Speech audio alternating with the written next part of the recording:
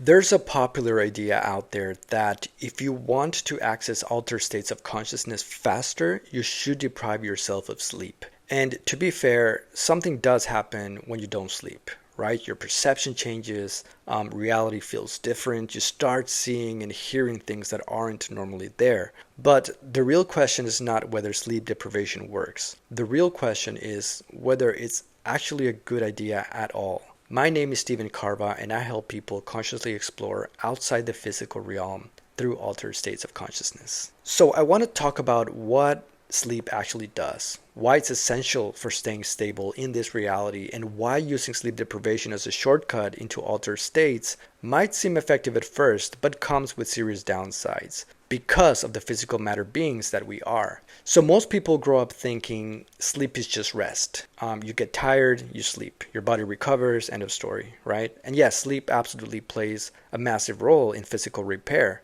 Your muscles recover, your immune system resets, your hormones rebalance, your nervous system calms down. All of that is true, okay? But that explanation is incomplete because it doesn't really explain why the first thing that breaks down when you lose sleep is not even your body, it's your perception. When people are sleep deprived, they don't just feel tired, they feel emotionally unstable. Time starts feeling strange, and after a few days, hallucinations begin.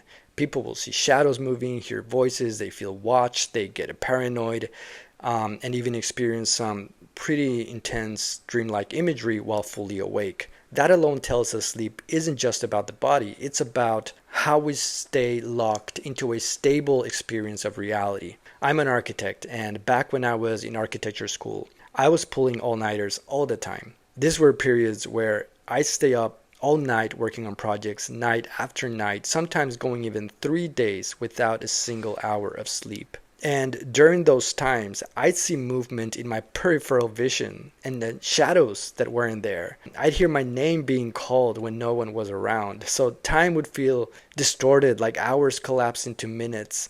At certain points, the world felt unreal, almost dreamlike, as if I was half awake and half somewhere else. What's important is this: those experiences felt very real, but they were unstable and they weren't pleasant. There was anxiety, paranoia, and there was a constant feeling of sort of being off, like I wasn't fully here anymore. And looking back now, I know exactly what was happening. My perception was slipping into dreamlike states while I was still awake. My system was exhausted and unregulated because, you see, when you fall asleep, your body stays active, but your awareness sort of pulls back and you're no longer forcing reality to behave in a strict logical physical way. That's why dreams are different and you accept things you'd never accept while awake. That's perception without the tight constraints on physical matter reality. As a matter of fact, it's been thought that sleep is what allows us to continue perceiving this physical reality. It reconnects us with the higher self and in a way recharges us to maintain the illusion of this reality. Because this reality is in fact an illusion, it isn't ultimately real, and it will deteriorate if we don't maintain that perception. That's what sleep does. It perpetuates that illusion into the next day. This is also why sleep is such a powerful medium for accessing altered states of consciousness and for completely detaching from physical matter reality to explore other realities. When someone intentionally avoids sleep, they are forcing their mind to stay awake while the system that normally resets perception just never kicks in. So over time, the boundary between waking awareness and dreamlike perception begin to blur. And yes, this can lead to altered states much faster than normal practices. That's why sleep deprivation has been used historically in spiritual practices and rituals, because it lowers the barrier between ordinary perception and non-ordinary perception. But here's the part that I feel often gets ignored. Just because the door opens faster doesn't mean it's safe to walk through it repeatedly. We are not just consciousness. We are consciousness operating through a physical body, and that body has limits. It requires regular recalibration to function properly. Sleep is not optional for us, it's fundamental. So when you deprive yourself of sleep, you are not accessing altered states in a balanced way. You are forcing the system into instability. The hallucinations that appear aren't signs of expansion. They're signs that the system is losing coherence. That's why sleep deprivation experiences often feel sort of chaotic. Like there's even the possibility of paranoia kicking in. This is why people who use sleep deprivation repeatedly often feel emotionally fragile or dissociated afterward. The body has not had the chance to stabilize the experience. Every morning your sense of self locks back into place.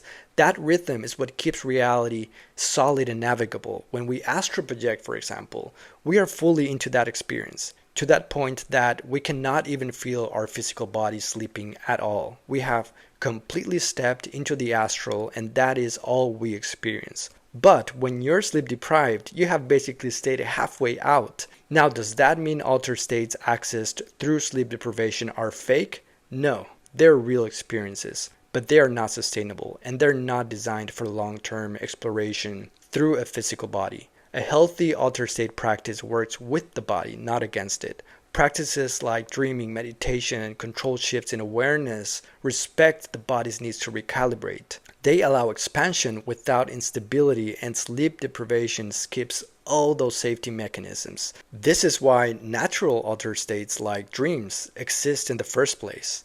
Sleep already gives you access to other modes of perception in a way that's balanced. So from that perspective, sleep isn't something that blocks altered states. It's the very thing that makes them sustainable. So I would strongly suggest not going down the sleep deprivation route. Instead, learn how to leverage your sleep. Sleep is the most natural and stable gateway we have to altered states. When you work with it, rather than against it, you create the conditions to lucid dream, to astral project, to shift realities, and connect more clearly with your higher self and with consciousness itself. You'll still be able to explore everything you want to explore, but in a way that keeps you grounded, stable, and functional as a physical being. So that's it for this one, guys. If this video helped clarify the topic, make sure to like it, subscribe to the channel, and turn on notifications so you don't miss what's coming next. And if you've ever experimented with sleep deprivation or noticed strange perceptions when you